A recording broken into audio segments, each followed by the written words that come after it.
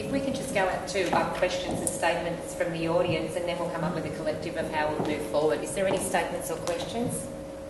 Come on, don't be shy. One more question. Sure.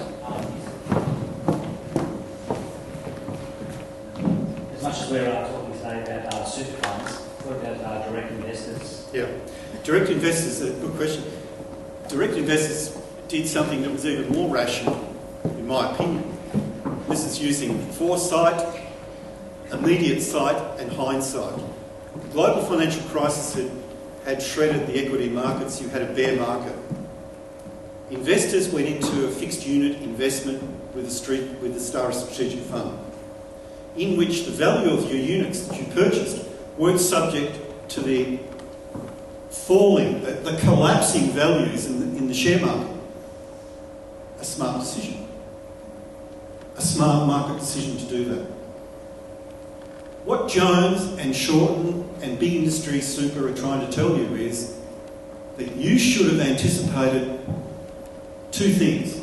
That there was a transnational crime fraud about to be committed in relation to the Star Strategic Fund. And you as investors should have known that. Well, the answer to that's pretty simple, isn't it? Hey, listen, I think ASIC should have known that. That's right. And the second thing that they say to you is that you invested into a wildly risky venture. Well, it wasn't risky for two reasons. You had a 30-day recall on your investment. If the value of your fixed unit started to fall, you pull it out within 30 days. That's okay to me. It seems pretty safe. And secondly, the rate of return, which I spoke about before, was not wildly unbelievable.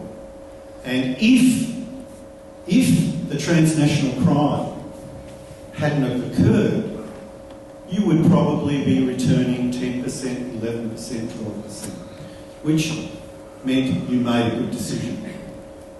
I don't know of a lower political act in this country for a political party to exploit a serious crime against the retirement of Australian working people. I don't know of anything worse than that, but that's what they did. And by saying to people, this outrageous slander, which you're suing them, some of you are suing them over, that by the way, no one in their right mind would have gone into this, they add insult to injury. That is, they basically hold you up as fools. It's not acceptable. So we're only a small group. We don't get funding in our election from banks and superannuation funds like they do. But we've been putting out little leaflets throughout the industry, raising all those issues.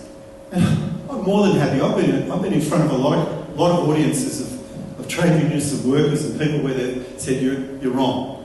More than happy to sit down at the end of all this if people tell me I'm wrong. I'm betting that they're not going to tell us we're wrong. Great.